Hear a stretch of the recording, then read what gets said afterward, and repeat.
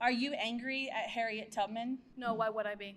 Because Harriet Tubman was a conductor on the Underground Railroad, a spy for the Union Army, went into the Deep South, freed hundreds of enslaved people, but there's nothing on record about her helping those enslaved people get jobs after she freed them. No, I'm angry at your hypocrisy. But you're not angry at Harriet Tubman's hypocrisy. I don't think she was a hypocrite. I think people who claim to be pro-life tend to not actually care about the health care of pregnant women and simply want to control them. How many pregnancy centers do pro-lifers operate across the country? Why would I care about that information? Because it's free health care for pregnant women. We operate about 3,000 pregnancy help centers and maternity homes across the country. You're acting like you're morally superior to someone else. The first part of your argument is about Harriet Tubman did not help people when she helped them to escape slavery to get jobs. The second argument is that there's thousands of centers to help women that are pregnant so they can be helped and supported through the delivery of their baby. Okay, let's deal with the second one. Here's the thing. If you want a child to be born and we know that it's the government, because the government now that it's law, that's a big deal. Then you have to make sure that there's unlimited health care for this child for 18 years. Also, you have to make sure that this child has for the next 18 years food. As an example of that, at schools for breakfast, for lunch, and when leaving. The third thing is you have to make sure that this child has the education.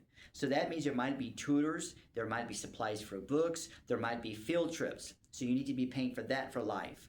The fourth thing is that possibly this child more than likely is going to be involved in something that's extracurricular. Maybe playing the saxophone, maybe being the robotics, or chess, or cheerleading, and everyone knows what I'm talking about. So these are just a few examples.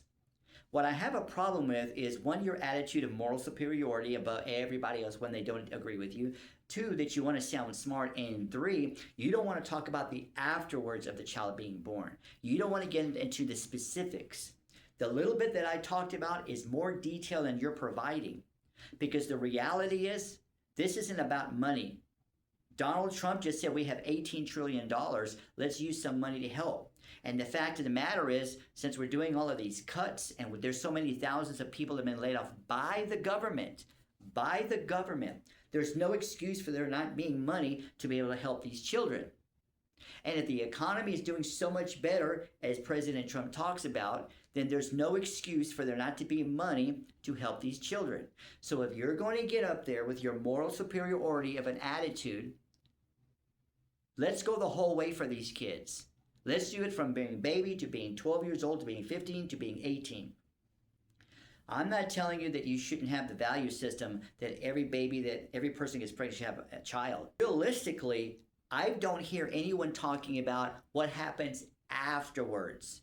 And that's why that you think you're so superior when you're not, because you don't have those answers.